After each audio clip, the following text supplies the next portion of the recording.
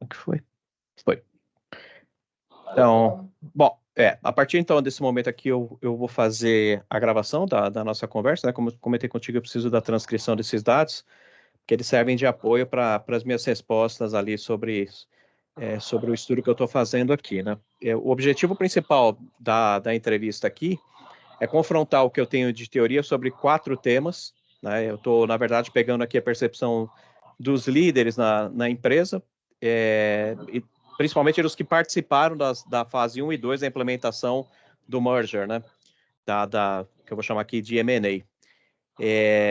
Na verdade, o intuito aqui é só pesquisa acadêmica, né? Ele não tem nenhum vínculo com a empresa, e, enfim, eu tenho até autorização do Zachary para fazer esse estudo aqui, mas o objetivo aqui é só acadêmico. Não vou fazer publicação de nome das pessoas que estão envolvidas, só o cargo, né? E também nem as empresas eu estou citando, estou colocando como empresa A e empresa H, é mais uma questão minha, apesar de que o próprio Zachary comentou, né? Falou, qualquer um que for no seu LinkedIn vai pegar aí sobre o que está falando, mas enfim. O foco principal que eu estou mantendo aqui no projeto é entender qual que é a influência, estudar a estrutura matricial e qual que é a influência de poder dentro dela, né? Então, como eu comentei, eu estou trabalhando junto a isso com o projeto do M&A, do merger, que a gente ficou de fazer a implementação da fase 3, e um pouco da questão do planejamento tributário também envolvendo esse tema aqui. Então, 4 temas vão ser abordados aqui: disputa de poder, estrutura matricial, o M&A e o planejamento tributário. Só antes da gente começar aí, só para eu deixar evidenciado na entrevista aqui, qual que é o seu cargo atual, Rodrigo? Gerente de supply chain. Quanto tempo você está na empresa e quanto tempo você está no cargo? Na empresa, 10 anos e no cargo, 6 anos. Ok. Bom, eu vou abordar as 4 primeiras perguntas falando sobre a questão de disputa de poder. Eu tenho aqui a parte da teoria e a pergunta que eu gostaria de entender contigo é a seguinte: como você pode descrever, você pode descrever como a competição de recursos elas afetam os liderados? E aí a teoria ela está voltada para que quando você tem ameaça dos recursos entre as equipes, isso provoca um aumento na luta de poder entre os indivíduos. Isso devido ao fato de que as ameaças por recursos ela pode atingir o nível individual das pessoas. Então, pensando na estrutura matricial e pensando nessa afirmação que eu fiz aqui, como que você pode descrever a competição de recursos, como que a competição de recursos ela pode afetar os liderados, né? Ainda mais no ambiente em que a gente está tratando de estrutura matricial. Como que você enxerga isso? Bom, eu acho que eu concordo com a afirmação, para mim afeta, porque, infelizmente, cada departamento ainda, não só da empresa que eu atuo hoje, mas já vi em outras empresas, e cada departamento puxa a sardinha, vamos dizer assim, né, a prioridade dos recursos para o seu departamento, para a sua área. E isso realmente gera uma disputa de poder, porque quem falar mais alto, quem gritar mais alto, ou quem tiver o melhor argumento, independente se está prejudicando o resultado final da companhia, vai ser o escolhido aí para que o recurso seja destinado para esse projeto ou área. Ok. Então, na verdade, você tem evidenciado já isso, essa questão de conflito intergrupais e essas questões de incertezas ambientais, vamos chamar assim. Você já teve esse tipo de vivência, de experiência baseada nessa questão da competição de recursos, é isso? Sim. Ok. Um outro ponto aqui também envolvendo essa questão de disputa de poder, eu queria entender como que a sua liderança ela aborda situações em que os membros da equipe eles se envolvem em lutas de poder, usando táticas como poder político, coerção, lobby, tipos de estratégia de cooptação de pessoas através dessa questão de poder político e tal. E então, como que você aborda quando você se depara com esse tipo de coisa? E se você acredita que essa questão desse tipo de comportamento dos indivíduos, ela acaba afetando o desempenho da própria equipe a longo prazo? Dentro da equipe, eu também já vivenciei alguns atritos por conta de prioridades, então cada um, de novo, tende a achar que o seu assunto é mais importante que os demais, e aí utilizam de táticas como, por exemplo, o meu pode impactar na linha de produção, ou o meu precisa ser feito agora, porque nós nunca sabemos o dia de amanhã, né, se vai ter alguma restrição, algum problema, e isso impacta porque fica sobre a minha gestão de tomar a decisão de sim ou não, qual dos assuntos deve ser priorizados, e aí isso causa também um ruído dentro do time, porque, dependendo dos casos, a pessoa acha que você está privilegiando um ao invés de outro, ou que sempre o trabalho do outro é mais importante daquele que não foi, nesse momento, escolhido. Então, gera-se um problema e você tem que administrar como líder do departamento, né? E você também precisa entender se aquela pessoa que está pontuando que o assunto dela é crítico e precisa ser o primeiro a ser aprovado, vamos dizer assim, se ela também está agindo de maneira lícita, né? Porque às vezes as pessoas, de novo, tendem a puxar sardinha para o seu campo, mas não olham para o resultado final da empresa. Então, são duas vertentes aí que o líder precisa ficar atento. Não deixar a pessoa que não teve o seu recurso alocado nesse momento insatisfeita, e também entender se a pessoa que foi a escolhida do recurso a ser alocado no momento, se está também agindo de forma coerente com aquilo que a companhia espera.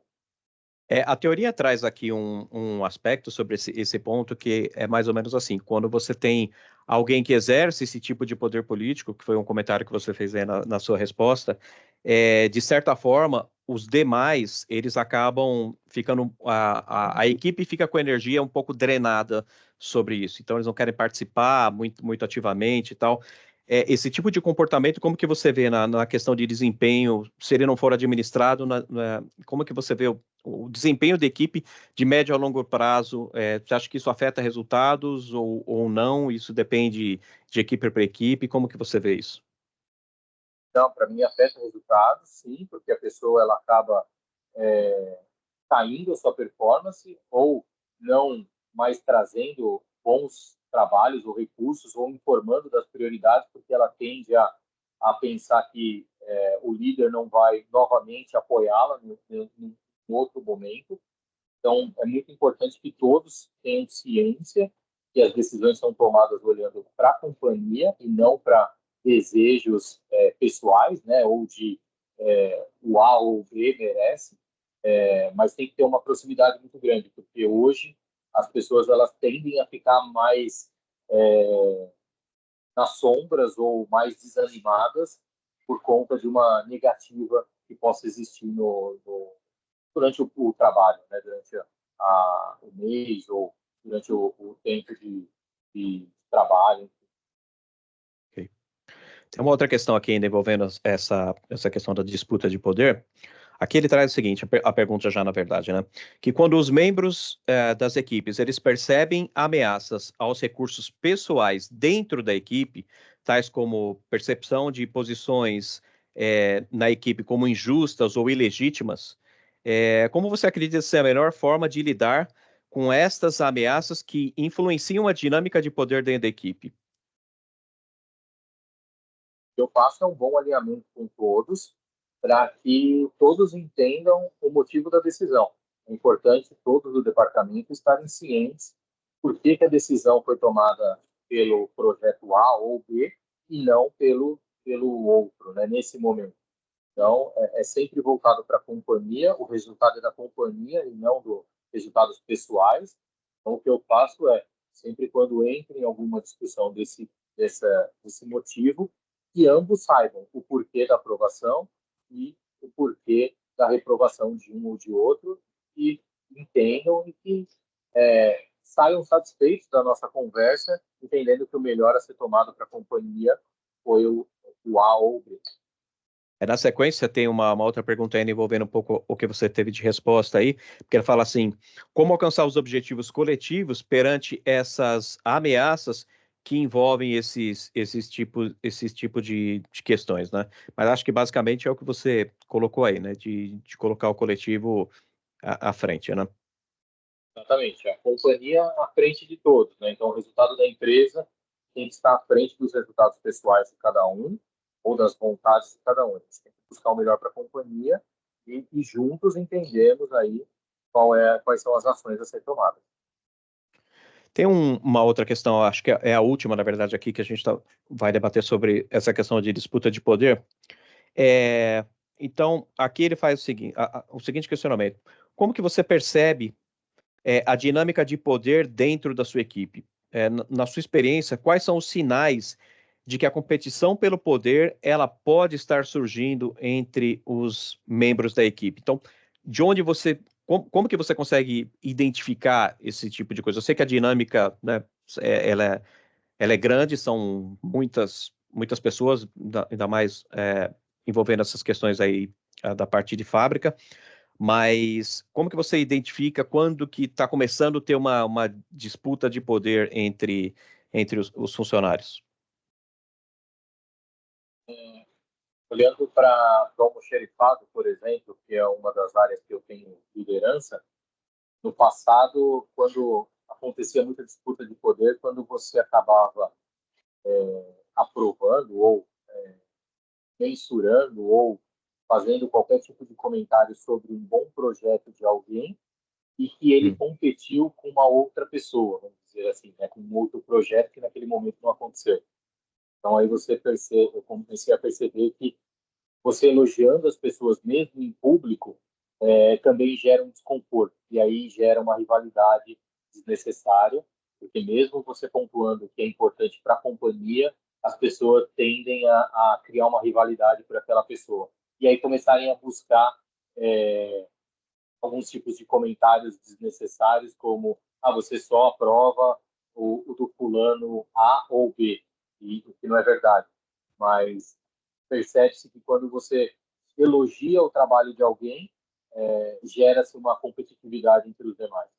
Então, a gente pode mais ou menos dizer que existe um tipo de gatilho entre essas pessoas que cada vez que ele é acionado, ele alavanca esse tipo de comportamento sobre essa questão de disputa de poder entre os membros que você liderou. Sim. Ok.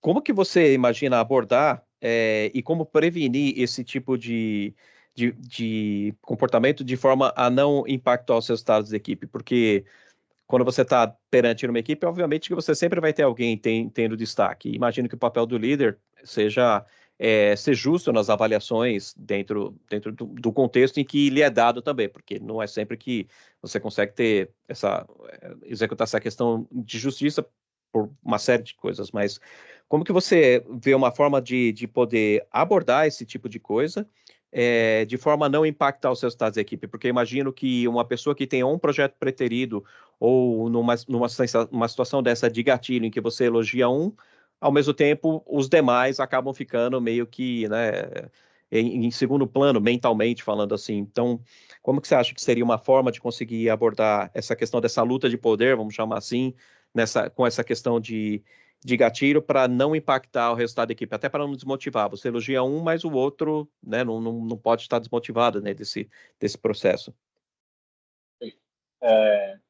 Com o tempo, eu acabo conhecendo, a gente acaba conhecendo as pessoas, né, os nossos liderados, e também sabe quais são as formas que podem gerar esse gatilho. Então, eu tento evitar. Se eu tiver que elogiar uma pessoa, eu vou elogiar o time todo. E o que eu pontuo sempre para eles é: se nós estamos vencendo, nós estamos vencendo. Se nós estamos perdendo, nós estamos perdendo. Então, eu tento sempre passar um senso de responsabilidade de todos. Independente se o projeto ele partiu de uma só pessoa, se ele traz um resultado bom, ele traz para todo o time, e não só para uma pessoa. Claro que isso, numa avaliação depois reservada entre eu e a pessoa, ela vai ser muito bem elogiada e vai ter o reflexo em suas avaliações, né? E o que eu faço também, tento fazer e manter tudo aquilo que é feito de bom, mesmo que seja pequeno ou muito grande, eu pontuo sempre para o time todo. Então, mesmo que aquela pessoa não tenha um projeto aprovado naquele momento, ela vai estar sempre sendo elogiada por todo o trabalho que ela foi feita. Então, que ela fez, na verdade, que ela foi feita não, que ela fez. Uhum. Então, isso sempre vai estar um meio de deixar a pessoa também em destaque, pelos trabalhos pequenos e pelos trabalhos grandes. Sempre tem que deixar isso para todo o time sempre muito claro. Ok.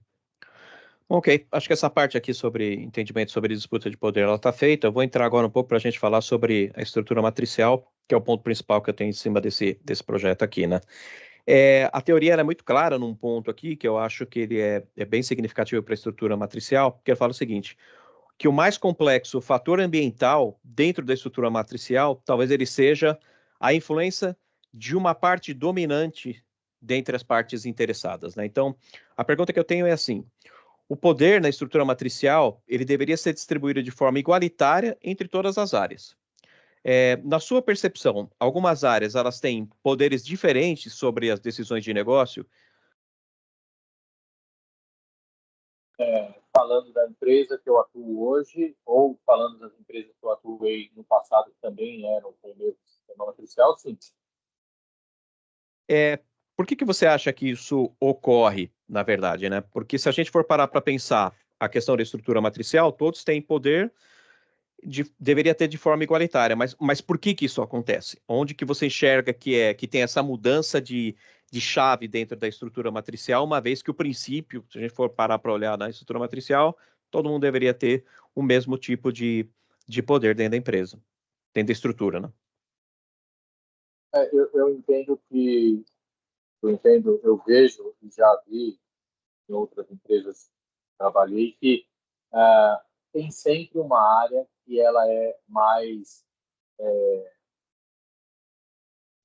existem algumas mais facilidades de aprovações de projetos, né? Então, quando você sempre está voltado a falar algo de aumento de vendas, algo de aumento de faturamento, isso parece ser mais latente e existe uma aprovação mais rápida. Quando você traz algo para o operacional, onde eu trabalho desde então, as situações costumam ser um pouco mais demoradas. Existe um investimento. Então, o que eu sinto é que a velocidade de aprovação para algo que vai trazer um recurso é muito mais rápido, mas aquilo que vai despender um dinheiro, ela tende a demorar mais. Aí deixa eu fazer um parênteses então aqui, porque aí nós estamos falando de duas vertentes. A gente está falando da vertente da competição de recursos, então, pela sua fala, aparentemente, quem consegue demonstrar que tem um retorno mais rápido em cima do investimento, tem mais acesso a essa questão de recursos, e não deixa de ser a competição, que nós estamos discutindo aqui, e eu trouxe uma vertente de dizer que existem influências por parte dominantes, e aí eu penso em atores, em pessoas, e não propriamente na estrutura. Aí a minha pergunta volta, então, em cima disso. Você acha que o recurso ele fica disponível para quem tem uma promessa de entregar alguma coisa que seja mais rápida? E isso, normalmente, essas pessoas são os atores, vamos chamar assim, as influências mais dominantes em cima do todo para fazer isso, ou não, a pessoa não precisa ter uma parte, ela não precisa ter uma influência dominante, uma parte dominante em cima disso, um ator político dominante, é o recurso que determina, ou quem traz maior agilidade em cima da questão da devolução do recurso, quem é o fator principal em cima desse questionamento aqui da estrutura matricial, ainda falando sobre a questão da divisão de poderes, né? Eu entendo que são os autores, as pessoas que têm mais influência. Ok. Ainda sobre a questão da estrutura matricial aqui, tem aqui as vantagens e desvantagens sobre o uso da estrutura matricial. Mas eu queria saber aqui, na sua opinião, o que você encara como assim, o que você vê como maior virtude de ter estrutura matricial e qual a maior dificuldade que você se depara no dia a dia aí? Para mim, a maior dificuldade que eu entenda de uma matriz às vezes é a demora, porque você precisa de resolver algum assunto rápido e você tem a demora da matriz que uma pessoa precisa solicitar outra, que precisa solicitar outra, que tem que envolver um outro departamento. Às vezes você fica amarrado a tomar uma decisão que poderia ser mais simples e mais rápida. Esse é um problema muito sério da matricial, né? Da parte positiva é que eu vejo com bons olhos aonde as decisões deveriam ser todas olhadas para o negócio em conjunto com todos os departamentos. Então, isso eu ainda vejo um ponto positivo, mesmo que existam as influências, né, os autores influenciadores aí, mas eu vejo uma importância muito grande na matricial que você envolve todas as áreas. Então, por um lado, isso é ruim, demora, mas por outro lado, você consegue ter decisões mais assertivas. Isso aqui vai, ainda dentro do próprio questionamento que eu estou tendo aqui, ele fala sobre a forte concentração de poder, ela está dentro de silos, e ele fica espalhado de uma forma global dentro de uma organização como a nossa aqui, né? Como participante da matriz, você enxerga que isso é positivo ou ele é negativo para essa questão aí das decisões? Acho que mais ou menos já está respondido aí, né? Essa questão dos silos, você colocou isso como um fator positivo para o uso da matriz, né? Sim. Ok. Mais uma questão ainda aqui sobre estrutura matricial. Olhando para dentro da funcionalidade da matriz, você acredita que seja possível realizar adaptações à funcionalidade e o uso dela para que haja uma cultura de colaboração, de compartilhamento de poder na organização? Ou você acha que o modelo, a forma como a estrutura matricial ela é concebida, ela é imutável? E para que isso ocorra, essa questão da distribuição de poder, criar a cultura de distribuição de poder, precisa ter um outro tipo de modelo implementado. Eu não sei se está claro isso aqui para você. Ficou claro. Eu entendo que todo o processo ele pode ser sempre melhorado. Então, sim, a estrutura matricial poderia ter algumas dentro da nossa estrutura, vamos dizer assim, de empresa, poderiam ter algumas revisões para facilitar e sempre focado nos resultados mais rápidos, enfim. Mas sim, eu acho que poderíamos evoluir, melhorar. Sim. Você enxerga que tem algum tipo de compartilhamento de poder na estrutura matricial ou na forma como tem que a empresa faz a atuação da estrutura matricial? Eu não entendi a pergunta, Alexandre.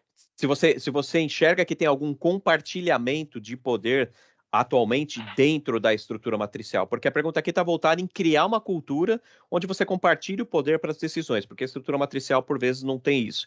Você acredita que existe um estágio de compartilhamento de poder dentro da estrutura matricial a qual você atua hoje, ou você acredita que não, que ele está bem enraizado, cada área tem a sua decisão enfim, e é assim que é feito?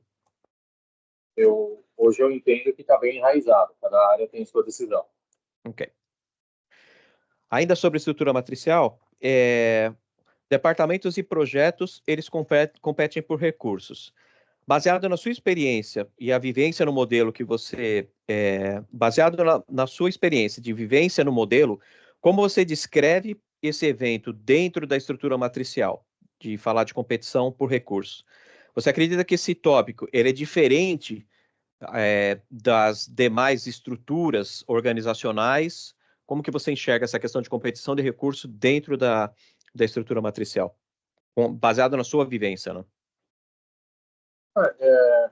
Tanto aqui quanto nas demais empresas que eu trabalhei, para mim é muito igual, é muito enraizado, pelo menos nas empresas que eu passei, essa cultura de matricial, onde realmente existem aí as pessoas influentes e as decisões são tomadas pelos departamentos, a morosidade, às vezes, das decisões ou os resultados, mas para mim isso está bem enraizado, tá?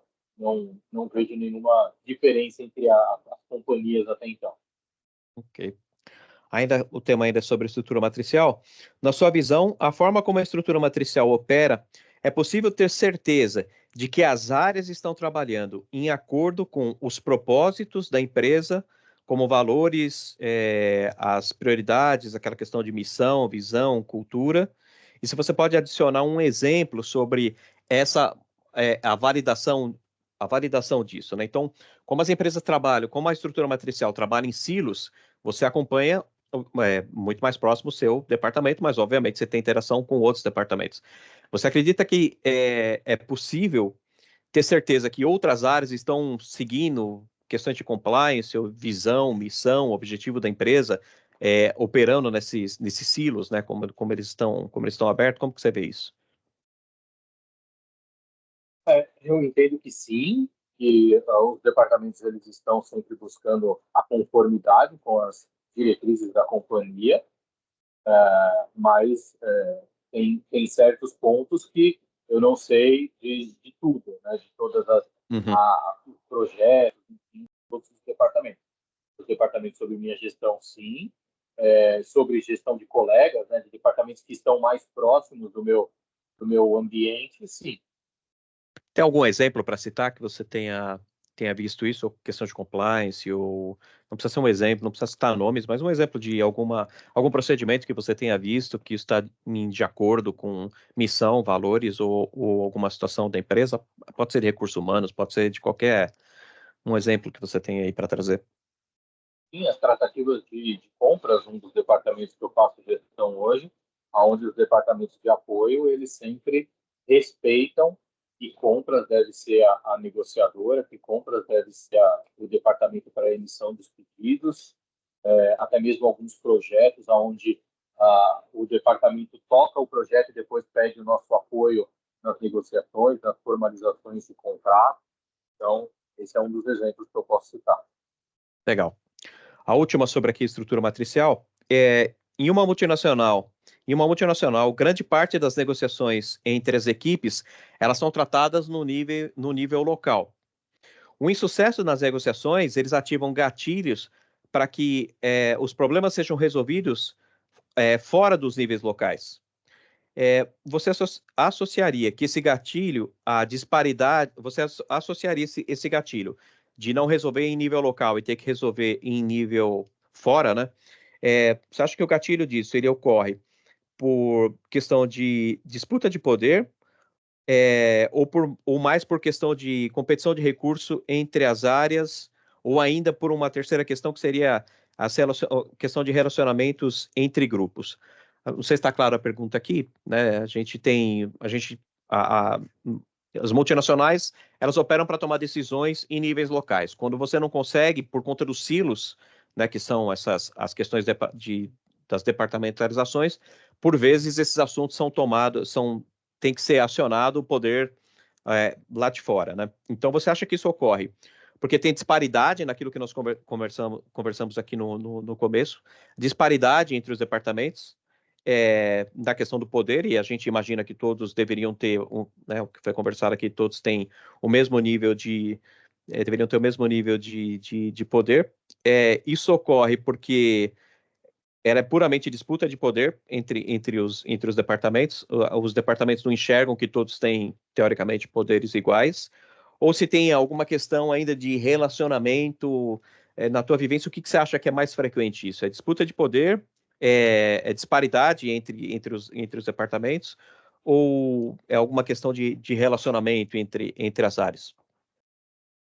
Eu posso pontuar que tanto a alternativa B quanto C, para mim, são as mais fortes nesse momento. Então, a disputa de poder entre departamentos, porque já vivenciei onde um departamento não apoia um projeto de outro departamento porque não é uma prioridade para ele, ele tem outras prioridades. Então, isso é ruim, porque no final, de novo, o resultado tem que ser da companhia e não de departamentos. E também a alternativa, né, C, vamos dizer aí, que é a parte de interrelacionamento, também já vivenciei. E se você não tem um bom relacionamento com os seus pares ou com os demais departamentos, isso prejudica tomadas de decisões de projetos, enfim. Então, já vivenciei onde gestões mais agressivas causavam problemas de relacionamento e dificultava o bom andamento tanto dos projetos quanto das operações. Ok. Bom, eu vou mudar um pouco o tema agora aqui. Agora eu vou falar sobre o M&A, que na verdade é o nosso projeto, o projeto da implementação do merger aqui. E a teoria traz um assunto bastante interessante aqui, e que eu acho que isso é bem claro para todos que participaram do projeto. Existe um desafio cultural a ser superado com o merger. Então, a implementação do M&A ou do merger, ele traria uma grande mudança para a organização. Como você vê o aspecto cultural envolvendo a junção dessas duas empresas? E se você puder trazer um exemplo concreto de aspecto cultural que você vivencia, que estaria envolvido com essa questão dessa mudança sobre esse tema. Culturalmente, eu vejo um desafio para a companhia, porque você juntar dois CNPJs totalmente diferentes já vai gerar um atrito cultural muito forte e as pessoas precisam se adaptar, as pessoas precisam entender que isso é bom para a companhia, mas elas buscam aí também as suas melhorias para cada uma, né? E aí você tem tantas pessoas que precisam entender que coisas vão melhorar, quantas pessoas que precisam entender que pode ser que uma mudança pode elas sentem medo, né? Elas tendem a sentir um medo de que as coisas podem piorar. Então, culturalmente, você tem que tratar esses dois fatores. Um exemplo disso é quando falamos sobre o merger, né? Na companhia que eu trabalho, muitas pessoas perguntaram, mas nós vamos ter os mesmos benefícios das outras, da outra parte do CNPJ que vai se unir ou vai continuar a mesma coisa? Então, isso foi uma vivência que aconteceu mesmo, e aí mostra, né, a cultura e o despreparo aí das pessoas para tratar esse assunto. Então, é um ponto bastante importante. Você traz um aspecto em que a gente está abordando a questão cultural voltada para o aspecto financeiro. Isso talvez ocorra porque nós temos uma das empresas com um ambiente fabril e uma outra empresa com um ambiente administrativo. Então, culturalmente, isso pode gerar, obviamente, um choque, porque talvez seja uma questão de entender historicamente essa questão entre fábrica e área administrativa. Mas se a gente for pegar ainda sobre o aspecto cultural, temos uma questão em que esse M&A ele seria realizado de forma invertida. Então, a empresa que tem a fábrica hoje, ela seria o CNPJ que seria sobrevivente por conta de fazer o M&A reverso, por conta ainda da questão tributária, né? Esse deveria ser um aspecto que deveria trazer uma segurança maior para as pessoas e dizer, ok, é a empresa que está sobrevivendo, é isso. Algum outro aspecto cultural que você enxergue nesse choque entre administrativo e fábrica que não seja exatamente a parte financeira, alguma coisa que seja voltada para sistemas ou algum outro exemplo que seja voltado para a parte de qualidade ou eu não sei, entre as outras áreas, a própria área de compras, por exemplo? Sim, sim, a gente vai ter um desafio e um choque cultural muito grande, porque o ritmo, às vezes, os procedimentos e processos, eles vão entrar em conflito, né, entre os departamentos, porque hoje todos os departamentos da fábrica também existem nos departamentos do administrativo. Então, compras, como você mencionou, qualidade, como você mencionou, né, qualidade de regulatório. Então, você vai ter um choque, porque são tipos de trabalhos diferentes, são posições diferentes, né, de como tratar tais situações. Então, isso as empresas vão ter que se adequar. Até mesmo quando a gente fala de parte fiscal, de parte contábil, hoje é feita por uma equipe só para ambas as empresas. Depois isso vai se transformar numa coisa só e também vai ter um choque, vai ter também mudança. Então, eu acho que as pessoas elas tendem a ficar muito mais retraídas ou na defensiva quando isso começa a acontecer, né? E aí é um problema cultural. Ok. Ainda sobre o M&A, e sobre isso que a gente conversou agora aqui, olhando de fora para dentro, onde você acredita que o negócio, e que acredita que com a implementação do M&A, ela traria uma competitividade maior para o negócio. Quais pontos você acredita que o M&A poderia contribuir em relação à funcionalidade da estrutura matricial, por exemplo? Essa pergunta eu estou fazendo porque ela envolve um pouco a questão tributária, né? Então, o projeto ele tem origem envolvendo a parte tributária, mas você enxerga que existe algum outro, olhando de fora, saindo um pouco da empresa, mas olhando talvez como um competidor, ou onde que você acha que tem benefício de fazer que não seja o aspecto tributário, porque está claro, né? Onde você acha que tem um benefício em cima dessa questão desse M&A? Olha, eu vejo muito positivo esse trabalho e com uma escala muito grande além da parte tributária. Como, por exemplo, a facilidade de tratar assuntos. Hoje você tem duas empresas, dois CNPJs, então você vai estar todo mundo no mesmo CNPJ, então todo mundo vai fazer parte do mesmo resultado, independente se vende o produto A ou vende o produto C. Você vai ter áreas que vão poder dedicar tempos para um CNPJ, que é o ideal para uma empresa. Hoje, você tem áreas que atendem os dois CNPJs. Então, você já entra em conflito do que é mais importante. E aí entra também em conflito sobre o meu departamento é mais importante que o departamento B, por exemplo. Então, não. Vão ser áreas que vão atender a mesma intenção, o mesmo requisito, né? Uhum. O mesmo resultado, né? Então, isso eu vejo que é muito bom fazendo essa junção de CNPJ. Um outro ponto positivo é que você dá muito mais ênfase ao seu negócio para todos. Então, deixa de existir aquela coisa, por que a empresa A é melhor que a empresa B? Não, somos todos uma única empresa, respeitando as diferenças de cargos e salários, enfim, tudo isso, mas somos todos uma empresa só. Então, vai deixar de existir aquela coisa que existe hoje de por que o A é melhor que o B ou por que sempre o A tá em mais ênfase que o B. Não existe mais isso.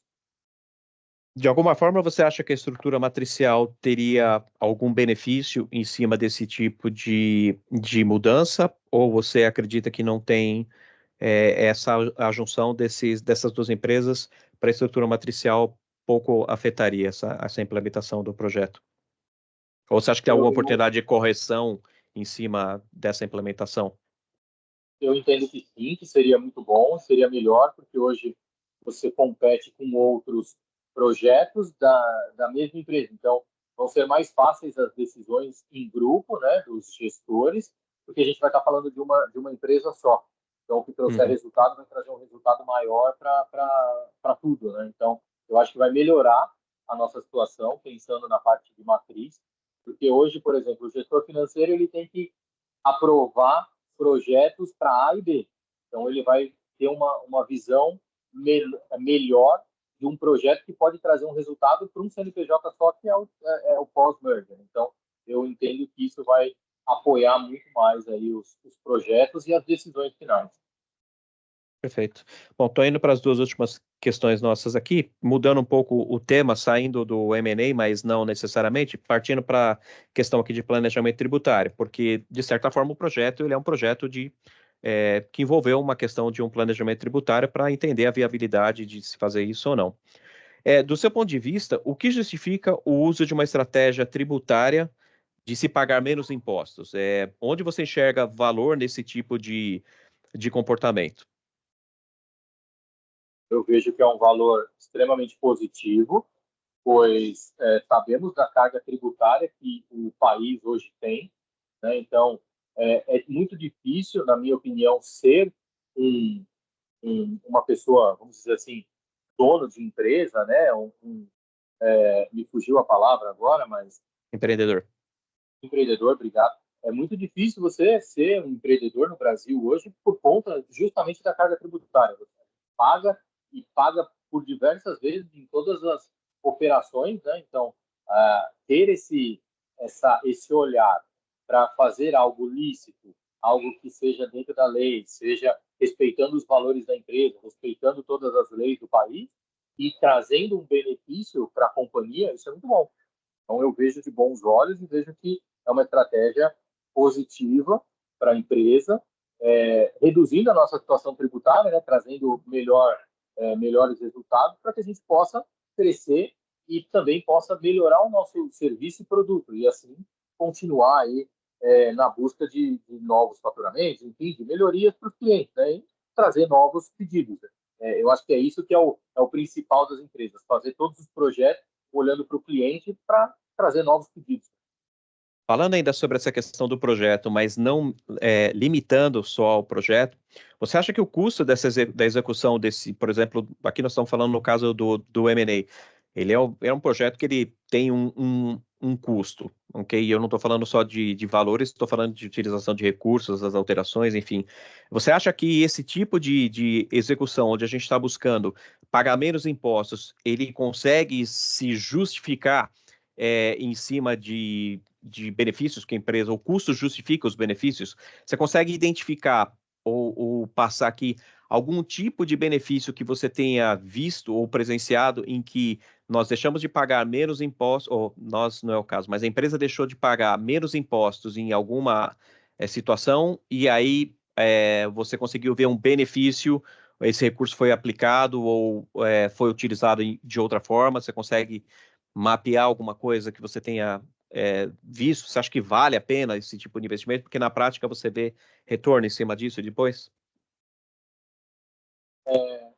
Eu confesso que eu fico longe, ou até então estava longe desses benefícios, né, da parte tributária. Eu acho que isso é um ponto que, aí é uma opinião pessoal, poderia ser mais abordado pelo time fiscal, para que a gente tenha conhecimento. Às vezes a gente fica, os funcionários, né, que participam podem ficar em dúvida se é um bom projeto ou não, mas às vezes é porque não tem tanta integração com aquele resultado final, né, falando fiscalmente, tributariamente. Mas eu vi uma oportunidade muito grande que o fiscal compartilhou sobre impostos que ficam, que nós podemos reutilizá-los como forma de pagamento de de outros processos ou de outras dívidas, vamos dizer assim, que a empresa teria. Então, por exemplo, seria das máquinas que a gente importa, que a gente importou, onde o ICMS ou a retenção de alguns impostos poderia ser utilizado no abatimento de galhos, enfim.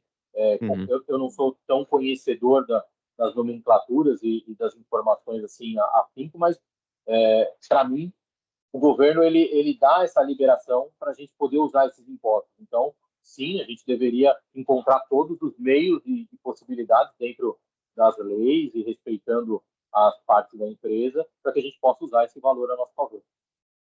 Ok. A última pergunta que eu tenho aqui também, ela envolve planejamento tributário.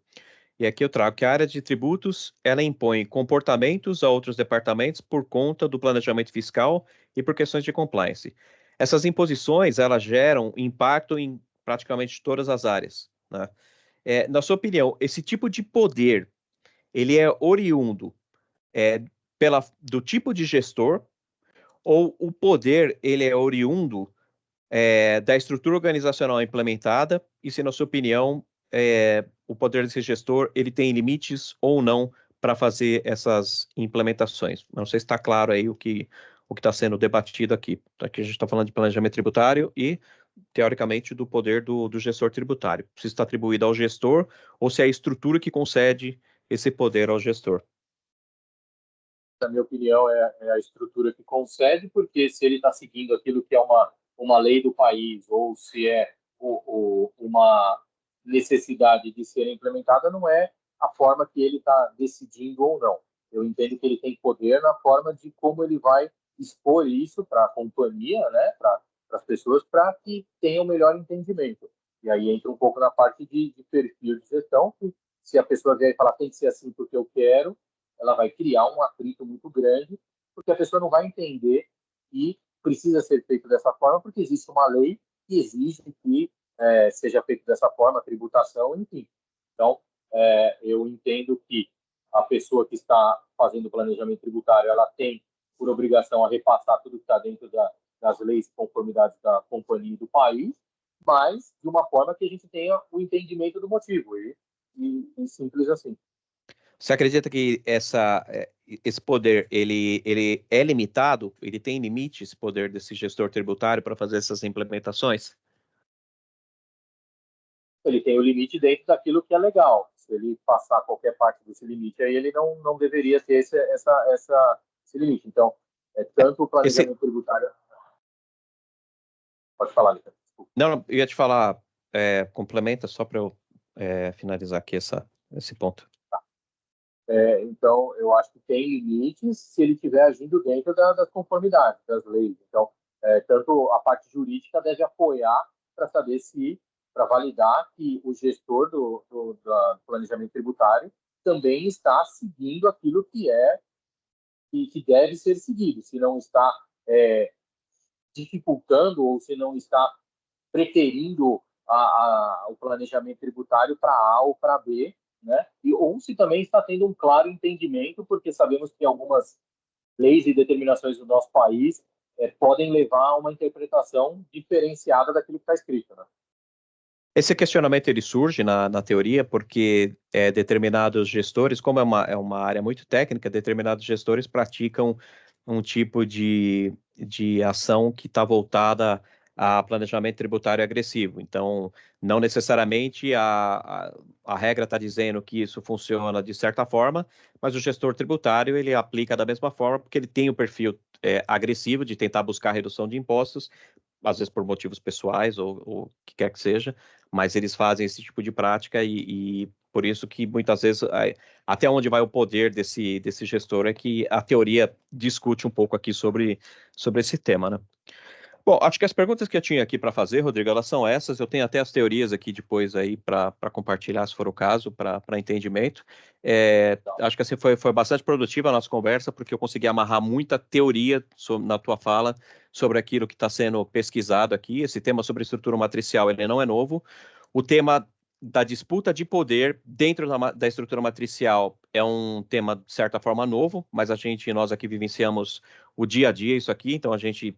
Estou tentando contribuir na parte da academia para tentar entender como que esse poder é distribuído, como que a estrutura matricial funciona quando ela se depara com esse poder, por isso que as perguntas foram feitas em relação a atores políticos, a força, a questão de resolver fora do país, porque o entendimento é assim, eu estou há quase 6, 8, uns 10 meses buscando teoria para tentar entender como que funciona a teoria para tentar cruzar agora com a prática, né? E teve bastante coisa que a gente conversou aqui que está muito em linha com aquilo que está encontrado na teoria. Então, queria te agradecer pela ajuda e pela participação. Sem isso aqui, eu não consigo tirar o meu diploma e quando aparecer a publicação de que ele foi feito, esteja certo que você fez parte desse movimento aí comigo. Muito bom.